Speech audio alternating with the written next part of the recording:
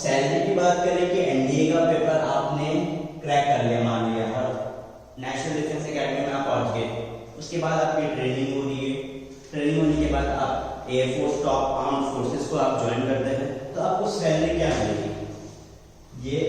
ये भी काफी ड्राइविंग रहता है किसी के लिए भी कि फाइनेंशियल स्टेबिलिटी मिलती है इस चीज से, और बहुत नेसेसिटी एक नेसेसरी चीज है जो गुजारा करने के लिए जरूरत है।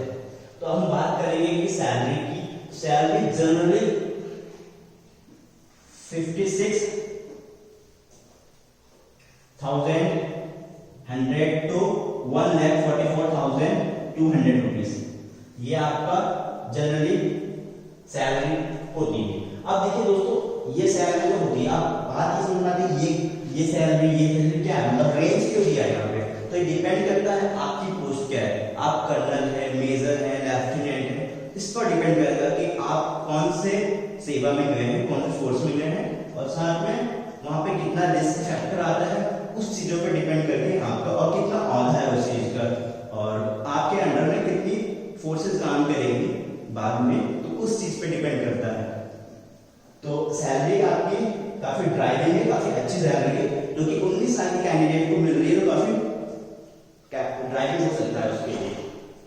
और सबसे बड़ी चीज ये है, जो भी हमारा कैंडिडेट होगा, ठीक है, उसको ये सोचना चाहिए कि ये चीज उसके लिए ड्राइविंग नहीं होनी चाहिए, ये चीज गुजारा करने के लिए है सिर्फ, ये आपको कुछ नहीं देगा, जो आपको मिलेगा उस सेवा में आपको अपना 100% देके मिलेगा। तो आपको जो सेवा मिलेगी उसमें आपको 100% देना है, वो इंपॉर्टेंट है आपके लिए, ठीक है। ये एक बाय प्रोडक्ट है, आप मेहनत करेंगे definitely you will achieve something greater in your life, okay. ये तो बहुत कम है, इससे भी ज्यादा आपको प्राइजेस वगैरह मिलते हैं, तो ये आपके लिए कोई ड्राइविंग नहीं होना चाहिए। तो हमेशा इस चीज को देखते हैं, अपने माँ बाप को, अपने नेशन के लिए आपको कुछ करना है, तो आपको इस सेवा में आना चाहिए और मेहनत करनी चाहिए, क्योंकि मेहनत करते करते कई बार आपको ऐसा लगेगा कि मेरे को पढ़ने का मन नहीं कर रहा, तो आपको क्या चीज ड्राइव करेगी कि मुझे पढ़ना चाहिए, और अभी टफ टाइम है, लेकिन मैं समझ सकता हूँ कि मुझे नींद आ रही है, मुझे ठंड लग रही है, तो लेकिन मुझे पढ़ना है, तो वो चीज कैसे होगा, वो कैसे आप उठ के कैसे दोबारा से बैठेंगे कि पढ़े हम, वो कैसे पॉसिबल होगा? तभी पॉसिबल होगा आपके पास अगर रीजन होगा इस एग्जाम को क्रैक करने के लिए। एग्जाम को क्रैक करने के लिए आपके पास रीजन होना चाहिए, स्ट्रॉन्ग मोटिवेशन होना चाहिए कि हाँ मुझे इस सेवा में इसलिए जाना है क्योंकि मेरे पास एक लक्ष्य है, और साथ में इसके पीछे का एक बहुत बड़ा रीजन है। तो साल में 2 बार ये एग्जाम होता है, 12th में आप और 12th के बाद आप कभी भी इस एग्जाम को दे सकते हैं। तो दोस्तों आज हम बात करेंगे मैथमेटिक्स के बारे में।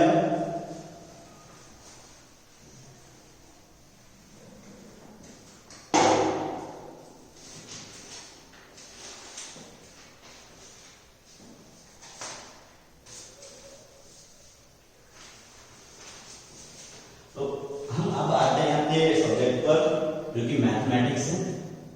तो आपको ये याद हो जाना चाहिए कि मैथ्स आपका 120 क्वेश्चन को कैरी करेगा, पहला चीज। दूसरी चीज, जो पेपर का जो टोटल वेटेज, टोटल मार्क्स होगा, मैक्सिमम मार्क्स होगा, वो 300 मार्क्स होगा, और एक क्वेश्चन की जो वैल्यू रहेगी, यानी एक क्वेश्चन का जो मार्क रहेगा वो 2.5 मार्क रहेगा। नेगेटिव मार्किंग की बात करेंगे 0.83 होगा, नेगेटिव मार्किंग।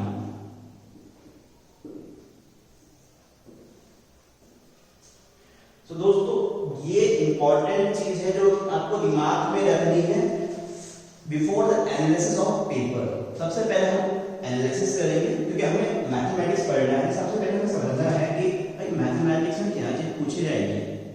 अब पूछी जाएगी, अब हमें पता कैसे चलेगा? तो उसके लिए हमें पेपर का एनालिसिस करेंगे कि हम हमारे जो भी टॉपिक्स है उसमें क्या चीज पूछा जा सकता है, कैसे पूछा जा रहा है, किस लेवल की डिफिकल्टी आती है।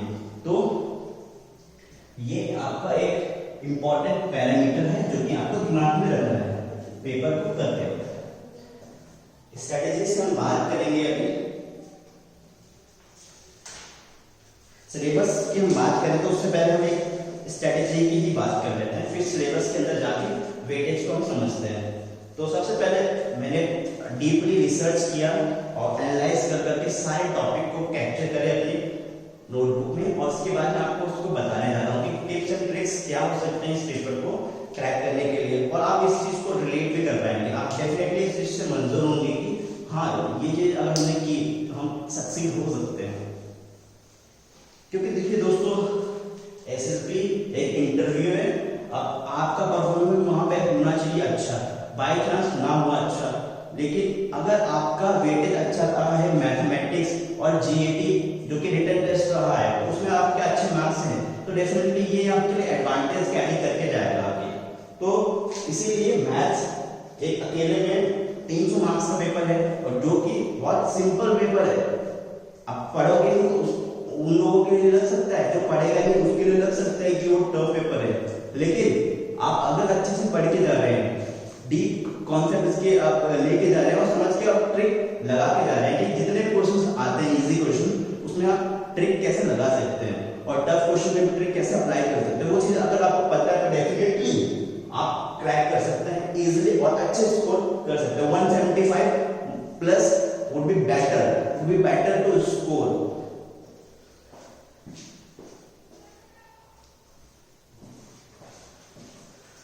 तो हम बात करेंगे सबसे पहले बुक्स का सिलेक्शन। अब देखिए दोस्तों, कई बार मैंने देखा है कैंडिडेट क्या करते हैं कि कोई आर्यन पब्लिकेशन की बुक लिया है, कोई दूसरी पब्लिकेशन, कोई कोचिंग सेंटर का मटेरियल लेके आ गया, तो मतलब कई बार क्या करता है कैंडिडेट बुक्स को कलेक्ट करता रहता है। तो ये मैं जो बात करने जा रहा हूँ टिप्स एंड ट्रिक्स के बारे में बात करने जा रहा हूँ, तो प्लीज नोट डाउन करिए इन सब टिप्स एंड ट्रिक्स को। कभी भी इसमें आपकी कोई गलती नहीं होनी चाहिए। तो कभी भी टू मच मटेरियल के पीछे आपको भागना नहीं है, मतलब एक बुक सफिशिएंट होगी आपके लिए। कोई भी आप ऑथर की उठाइए बुक, लेकिन प्रीवियस ईयर आपके मस्ट, क्योंकि उसमें प्रीवियस ईयर क्वेश्चंस होने चाहिए, तो प्रीवियस ईयर क्वेश्चन पर आपका अच्छा हाथ बैठ जाएगा, तो आप इस पेपर के लिए अच्छा कर सकते हैं। तो अब देखिए, प्रीवियस ईयर बुक आपको कोई से भी अगर ऑथर पब्लिशर्स की मिल रही है तो आप उसको फॉलो करिए। पहली चीज ये आपके रहेगी कि टू मच मटेरियल के पीछे मत भागिए, एक स्ट्रॉन्ग सोर्स को फॉलो करिए और उसके ही क्वेश्चंस लगाइए।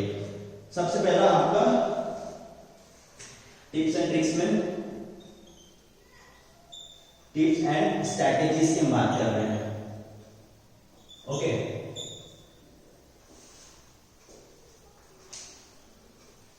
तो सबसे पहला यही है कि लिमिटेड सोर्स ऑफ स्टडी होना चाहिए। लिमिटेड सोर्स ऑफ स्टडी, क्योंकि एट द एंड आपको रिवीजन भी करना है, तो आप बहुत सारी किताबों का फाइल लगा देंगे और उसके बाद आप उसको पढ़ेंगे तो इम्पॉसिबल हो जाएगा। एट द एंड आपके दिमाग में ऐसा लगेगा कि कुछ भी नहीं आता मेरे को। तो इस वजह से लिमिटेड सोर्स ऑफ स्टडी, और यहाँ पे भी आपका एनसीईआरटी इंपॉर्टेंट हो जाता है। एनसीईआरटी क्या मैथ्स की बात कर रहे हैं, सिर्फ मैथ्स की बात करेंगे, हमारा सब्जेक्ट स्टार्ट हो गया है। एनसीईआरटी क्लास 11th के लिए एंड 12th के लिए मस्ट है, और प्रीवियस ईयर पेपर। बाकी आप कॉन्सेप्ट तो मैं पढ़ाऊंगा ही आपको, कॉन्सेप्ट क्या बेफिक्र होकर आप मेरे नोट्स को फॉलो करिए और क्वेश्चंस लगाइए। तो क्वेश्चन बनाने के लिए previous year questions paper, previous year papers जितने भी होंगे एनडीए के, जो भी टायर मतलब साल में 2 बार हो रहे हैं, तो दोनों ही सेट के पेपर को आपको लगाना है। टॉपिक वाइज बेस्ट रहता है, तो इसी वजह से आपको टॉपिक वाइज बुक को लेके आना है। जैसे जैसे हमारा टॉपिक कंप्लीट होता जाएगा, वैसे वैसे इन चैप्टर्स को आप सॉल्व करते जाएंगे प्रीवियस ईयर बुक से। टॉपिक वाइज बुक होनी चाहिए आपकी। तो सबसे पहला limited source of study, concept मैं पढ़ाऊंगा, ठीक है। तो concept given by me, okay, ये आपको रेगुलरली रिवीजन करना है।